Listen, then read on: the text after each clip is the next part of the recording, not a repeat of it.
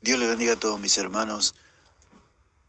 Vamos a estar viendo lo que es el último punto, el punto número 10, que somos pecadores y pecadores perdonados con respecto a que la salvación no se pierde.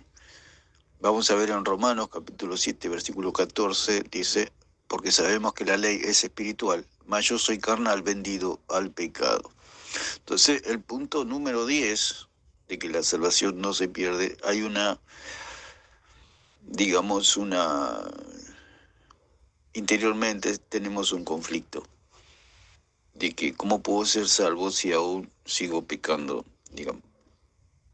Nosotros como cristianos, como hijos de Dios, le hemos dado la espalda al pecado, pero como dice el apóstol, dice, porque sabemos que la ley es espiritual, mas yo soy carnal vendido al pecado. O sea, interiormente nosotros estamos regenerados, somos nueva criatura por haber creído en Jesucristo como único y suficiente Salvador.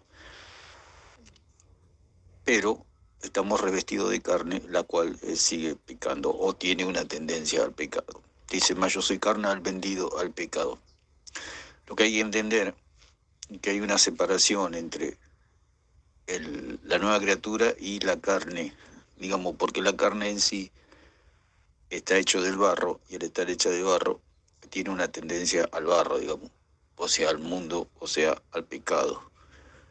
Entonces siempre va a estar ese conflicto entre la nueva criatura y el viejo hombre. Por eso el mismo apóstol Pablo dice, revestidos del nuevo hombre creado según Dios en la justicia y santidad de la verdad. Entonces, el punto es que somos pecadores perdonados. La situación es que cuando nosotros creímos, todos nuestros pecados nos fueron perdonados. Hubo una circuncisión no hecha a mano que, bueno, tengo explicado ahí en mis videos. ¿Qué significa la circuncisión? Que hubo un corte entre la carne, o sea, la carne ya fue juzgada y la carne, esta carne que está revistiendo nuestra alma y nuestro espíritu, volverá al polvo. ¿Por qué? Porque es barro y siempre tiene tendencia al pecado y nunca deja de tener esa tendencia al pecado la carne.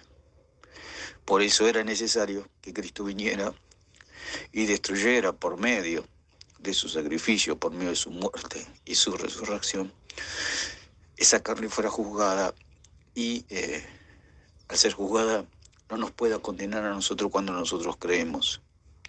¿Qué quiere decir? Que cuando nosotros creemos, todos nuestros pecados nos fueron perdonados desde el día que nacemos hasta el día que morimos. Todos nuestros pecados han sido perdonados.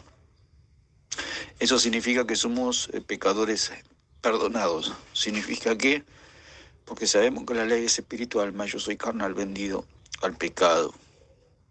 Porque lo que hago no lo entiendo, dice. Pues no hago lo que quiero, sino lo que aborrezco, eso hago. Entonces ese es el conflicto que tiene el cristiano por ver que la palabra dice que somos salvos, pero sigue pecando el cristiano. O sea, no es que ya pecamos groseramente como pecábamos cuando no conocíamos a Cristo, ni creíamos en Cristo, ni éramos salvos, sino que ahora hay pecados que son como un mal pensamiento, un enojo, etcétera. Son cosas que eh, son fruto de la carne. O sea, todo lo que es de la carne, los pecados de la carne, le han sido perdonados a la persona o al cristiano o al creyente que ha creído en Cristo Jesús.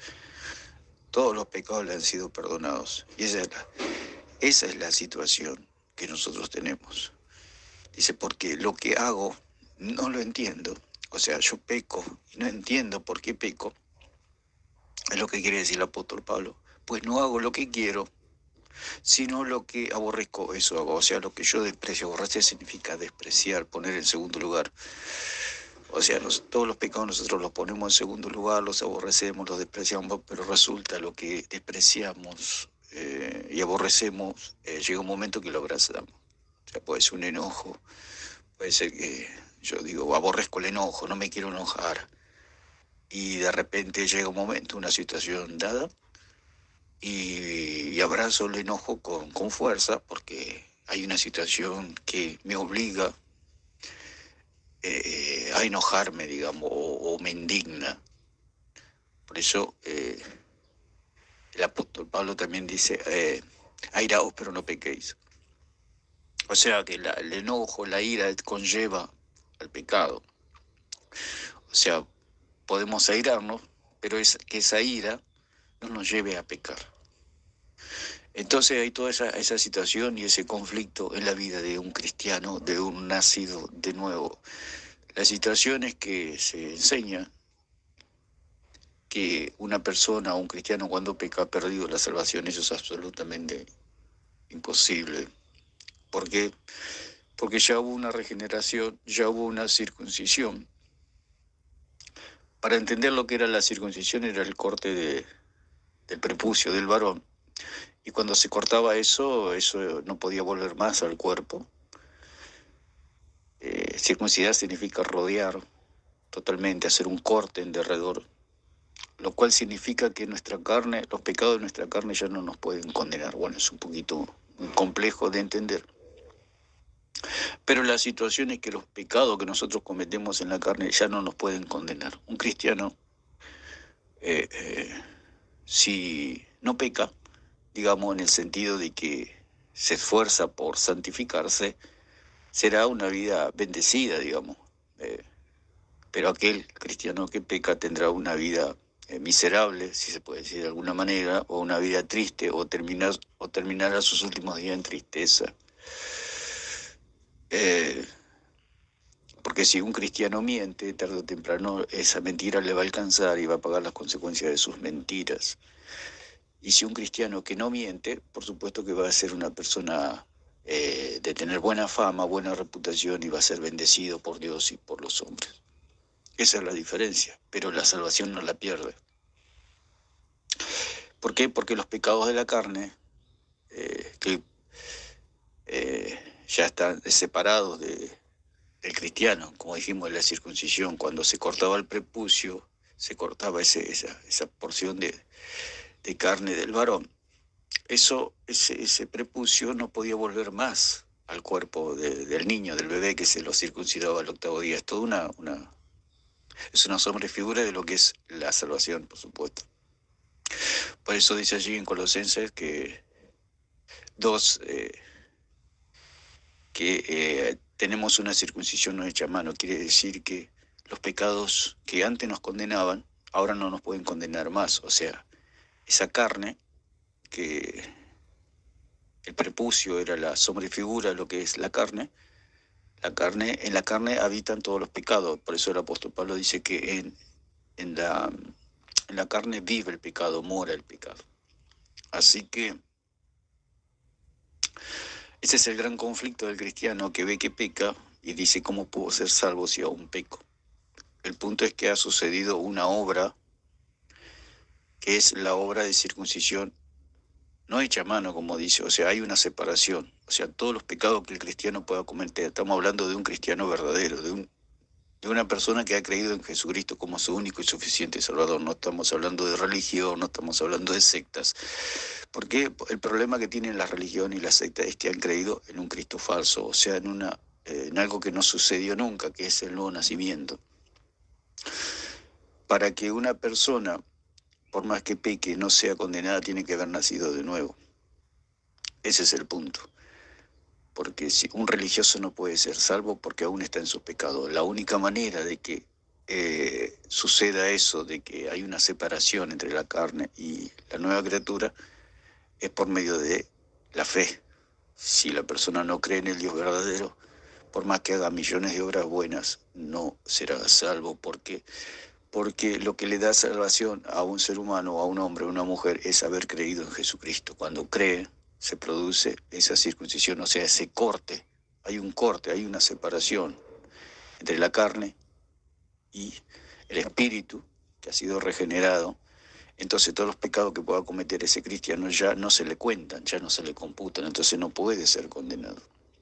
Pero una persona que no ha creído en Jesucristo, en el verdadero Cristo, Estamos hablando también de la situación de los católicos que hacen buenas obras, pero al no creer en el verdadero Cristo, al creer en un Cristo falso, no puede producirse esa circuncisión.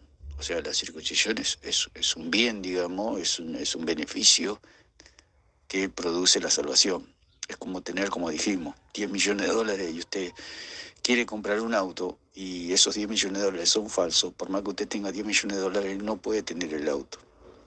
Sucede así mismo con la religión. Usted puede tener una religión, pero esa religión no le puede comprar la salvación. ¿Por qué? Porque es falso. Están creyendo en un Cristo falso. Si usted se presenta con ese Cristo delante de Dios, Dios le va a decir que ese Cristo es falso. Y lo mismo sucede con la compra de un auto de 10 millones de dólares. Usted se presenta con los 10 millones de dólares y en la agencia, ahí donde le venden el auto, le van a decir que esos billetes son falsos, así que no le sirve de nada. Entonces la verdadera circuncisión es la que, por haber creído en el Dios verdadero, en Jesucristo, como dice en 1 Juan 5:20, creer en el verdadero, y sabemos que estamos en el verdadero, como dice Juan. Entonces, esta es la situación de que somos pecadores perdonados. O sea, el día que nosotros creímos, se produjo una circuncisión, se produjo un corte, donde los pecados de la carne ya no nos pueden condenar más. Sí sucede que cuando un cristiano, como dijimos, peca, por supuesto, como dice allí en Hebreos 12, 6 al 8, que al que Dios toma por hijo, también lo castiga y lo azota. O sea, hay juicios retributivos, dice el apóstol Juan también, que hay pecados que no hay que orar por ciertos pecados porque ya Dios lo juzgó a ese cristiano, y ese cristiano será salvo. Pero ya está el juicio de Dios, se le acortan los días, sabemos que el pecado acorta los días, entonces, o el tiempo, y hacer la voluntad de Dios alarga la vida, se puede decir. Entonces, el pecado sí tiene incidencia en esta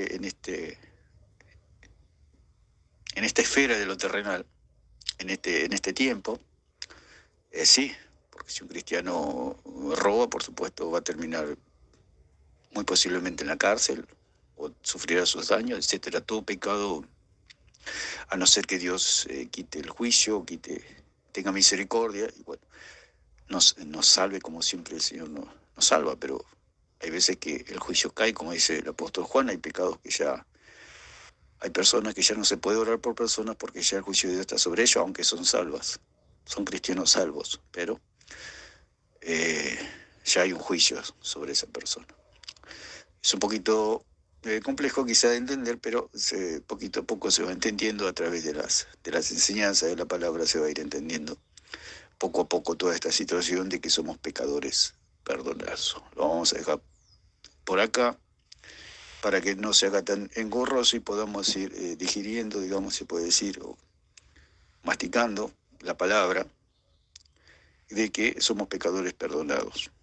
Pecamos, pero ya no se nos computan los pecados por el hecho de que ya la deuda ha sido pagada.